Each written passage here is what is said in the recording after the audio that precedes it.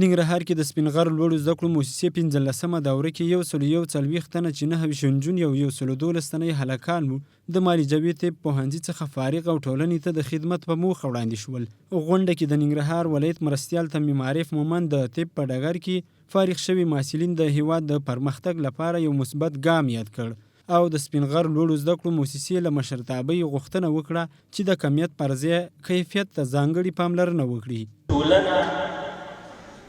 دومره ژوبل شوی دومره ځپل شوی چې په هره برخه کې موږ اشد اړتیا لرو.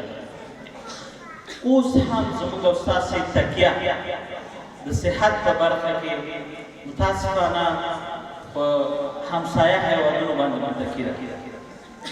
که چیرې تاریخ ته وګورو ګذشتې ته وګورو بې له شکه اوس هم موږ او تاسې ډېر څه کړي دي په دغه برخه. د سپین غر لوړو زده کړو موسسې رئیس ډاکټر خیر محمد مومن ویل چې د طبي معالجوي برخه کې 141 تنه فارغ او وبه کولی شي چې هیوادوالو ته په یاده برخه کې ښه خدمت ترسره کړي. نوموړي وویل تل د کمیت پر ځای کیفیت ته پاملرنه کړې. همداراز د فارغ شوو کسانو له والدینو غوښتنه وکړه چې د اولادونو په شوو زده کړو بسنه ونه کړي او د نورو زده کړو لپاره پرې لا سرمایه گذاري وکړي. تعداد هم کم دی خو الحمدلله موږ په کیفیت باندې ډیر زور راوړی. زموږ استادانو زموږ ادارې همیشه کوشش کړی چې ښه ډاکټر ټولنې ته وړاندې کړي. فارغ شوو کسانو بیا ژمنې وکړي چې په پوره صداقت او رښتیني ډول به د خپل سپېڅلي مسلک په اساس په هیواد او ټولنه کې خدمت ترسره کوي. خو له مخالفو وسلوالو ډلو یې غوښتنه وکړه چې د ټوپک پر ځای قلم په لاس کې واخلي.